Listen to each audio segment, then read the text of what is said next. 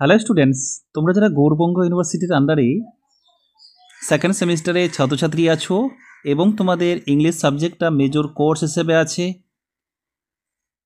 আজকের ক্লাসে তোমাদের জন্য নিয়ে এসেছি মডিউল ওয়াইজ সাজেশন,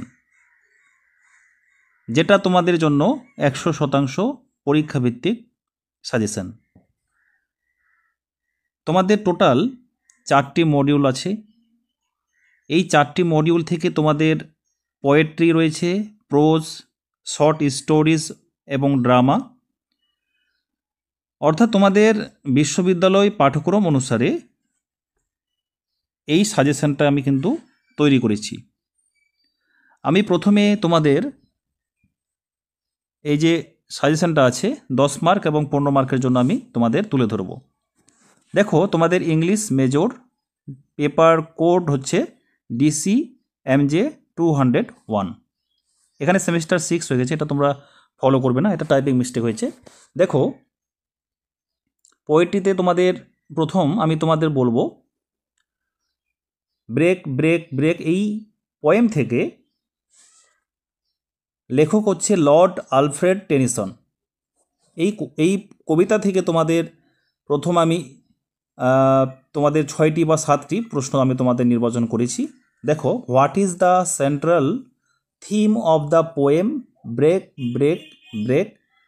কবিতার মূল ভাব ব্যাখ্যা করো। দেখো, এই প্রশ্নটা 2022 সালে এবং 2023 সালে কিন্তু এসছিল। বুঝতেই পারছো কতটা ইম্পর্টেন্ট আছে।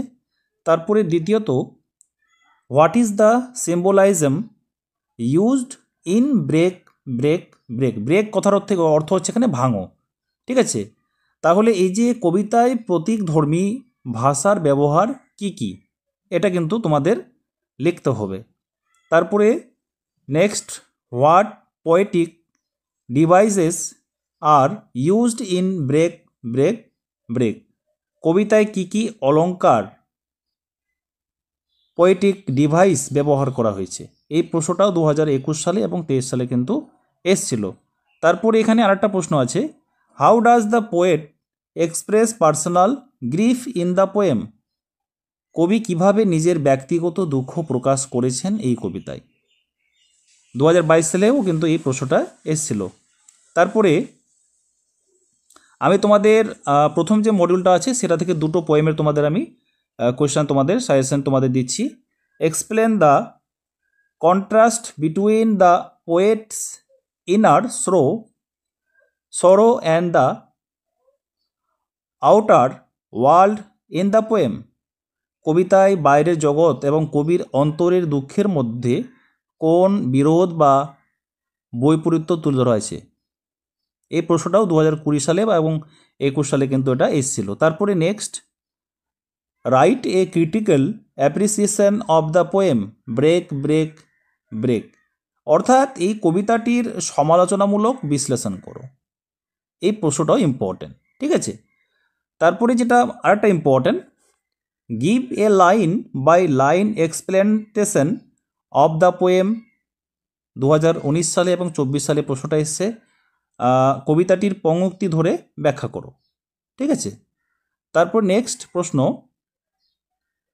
What is the signification of the title break break break? অর্থাৎ এখানে বলা হচ্ছে এই শিরোনামের তাৎপর্য কী? কোন শিরোনাম? এই যে সিগনিফিকেশন, মানে এই কবিতার, এই পোয়েটটির তাৎপর্য আসলে কি আছে? তোমরা কবিতাটা পড়লেই আশা করি বুঝতে পারবে, আর আমার চ্যানেলে দেওয়া আছে অলরেডি, তোমরা সেটা দেখে নেবে। Ode of girls, next poetry things, লেখক হলেন বাই শ্যারন ওল্ডস। ফার্স্ট প্রশ্ন, what is the theme of the poem? কবিতাটির মূল ভাব কি? এটা ভালো করে পড়বে। তারপরে next, how does Sharon Olds celebrate girlhood in the poem? এই কবিতায় শ্যারন, এই যে শ্যারন ওল্ডস কিভাবে কন্যা জীবনের উৎসর্গ করেন? নারীদেরকে নিয়ে কিন্তু এখানে কথা বলা হয়েছে।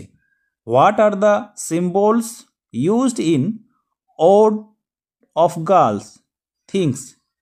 ওড অফ গার্লস থিংস কবিতায় কি কি প্রতীক ব্যবহৃত হয়েছে? মোস্ট ইম্পর্টেন্ট একটা লাইন, ঠিক আছে, আমি দাগিয়ে দিচ্ছি। Discuss the feminist perspective in the poem. কবিতাটিতে নারীবাদী দৃষ্টিভঙ্গির বিশ্লেষণ করো। মোস্ট ইম্পর্ট্যান্ট প্রশ্ন। তারপরে নেক্সট প্রশ্ন, right a critical appreciation of the poem. এই কবিতাটির সমালোচনামূলক মূল্যায়ন লেখো। তোমরা এখানে 1 থেকে 6 সব প্রশ্নগুলো ভালো করে পড়বে। তোমরা এখান থেকে যে কোনো একটি তোমরা কমন পেয়ে যাবে, আর প্রথম যে ওই ব্রেক ব্রেক কবিতা আছে সেখান থেকেও তোমরা কিন্তু কমন পেয়ে যাবে। What poetic devices are used in the poem. কবিতায় ব্যবহৃত অলঙ্কার পোয়েটিক ডিভাইসগুলো কি আছে।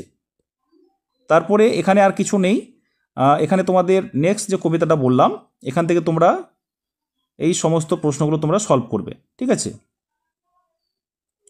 আর একটা বিষয় সেটা হলো, তোমরা যারা ইংলিশ সাবজেক্টের স্টাডি মেটেরিয়াল তোমরা নিতে চাইছো বা সংগ্রহ করতে চাও, তাহলে এই যে স্ক্রিনে দেওয়া নম্বরটি দেখতে পাচ্ছ এই নম্বরে তোমরা সংগ্রহ করতে পারো বা পারচেস করতে পারো। তাছাড়া আমাদের অনলাইনে পেড ব্যাচের ক্লাস চলছে, তোমরা যারা চাইলে কিন্তু তোমরা ক্লাসে অ্যাটেন্ড করতে পারো।